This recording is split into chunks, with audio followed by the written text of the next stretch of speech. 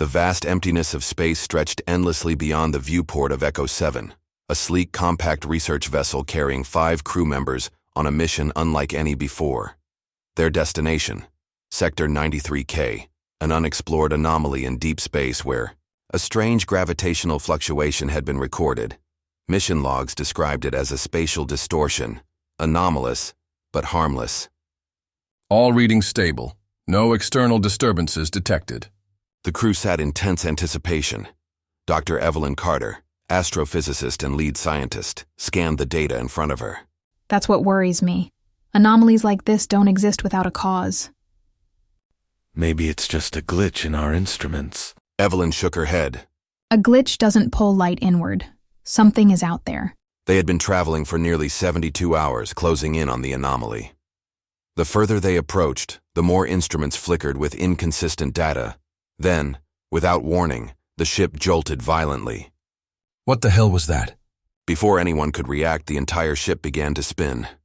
Warning alarms blared through the cabin. The distortion ahead, once a faint ripple in space, had now expanded into a swirling vortex, a gravitational rift. A force beyond their control was pulling them in. We're caught in a gravitational well. I can't stabilize the ship. Engines aren't responding. We're losing altitude. The crew braced for impact as the ship plunged, spiraling into the unknown. The last thing Evelyn saw before the world turned to darkness was the stars bending. The first thing Evelyn felt was the weight of her own breath. The air was thin but breathable. A dull ringing echoed in her skull, the aftershock of the impact. When she opened her eyes, everything was wrong. The cabin was shattered, dim red emergency, lights flickering across the wreckage. Sparks crackled from broken panels. Beyond the fractured hull, a sky of deep blue loomed above, a sky that shouldn't have been there. Status report. The other survivors stirred, voices groggy and strained. We're alive, but the ship... She turned. Half of Echo 7 was missing. Communications. Evelyn pressed the emergency beacon.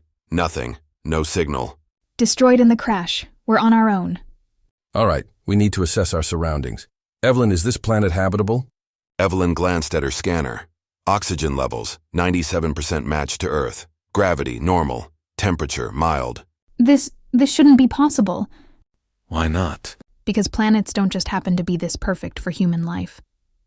They stepped out onto solid ground, surrounded by rolling hills, distant mountains, and a sky that felt eerily familiar. But the strangest part wasn't the land. It was the sky. Hey, is it just me? Or can you guys see the Earth? Evelyn turned, her breath caught in her throat. There, hanging in the sky like an impossible dream, was Earth. It wasn't a reflection. It wasn't a mirage. It was real. Where the hell are we? I think we're home. The 5 crew members stood in stunned silence, staring at the impossible sight above them. Earth. Real. Distant, yet terrifyingly familiar. It wasn't a reflection. It wasn't a projection. It was real. No theories, no speculation. We assess first, then we decide what's real. You're telling me that's not real? I'm telling you it shouldn't be there. They needed data. While Vega and Marcus secured the wreckage, Evelyn climbed a rocky ridge, her scanner in hand. She needed to know where or when they were. The night would come soon. And with it, the stars. As darkness fell, the first stars appeared, and Evelyn felt her stomach drop. The constellations were wrong. They weren't just misaligned. They were shifted, like time itself had moved them. No, this isn't possible. She ran calculations, cross-checked every star. She had expected an error. She got a date. We're in the past. Back at the wreckage, Vega managed to repair the transmitter, enough to scan for signals. Then, a faint radio transmission came through.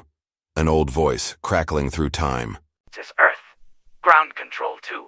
Static. Contact established. Awaiting response. Guys. The crew gathered around. The message repeated. The date stamp? 1989. That's not possible. We're not just lost, we're stuck in time. Silence hung thick in the air as the old transmission repeated. This is Earth. Ground control 2. Static. Contact established. Awaiting response. The crew exchanged uneasy glances. I don't like this. We respond now. Alan, think. If we're in the past, if this is really 1989, then we weren't supposed to be here. What happens if we make contact? Vega hesitated before opening the channel. This is ECH-07, requesting confirmation. Repeat, this is ECH-07. Do you read? A long pause, static, then a response. ECH-07, that designation doesn't exist. Identify yourself. The crew stiffened. We're a deep space research vessel. Who am I speaking to? This is Houston Ground Control. You're using an unauthorized frequency. State your mission immediately. A chill ran through Evelyn's spine. Houston Ground Control. It was real. They really had gone back. Shit. They think we're some random interference. We need them to listen.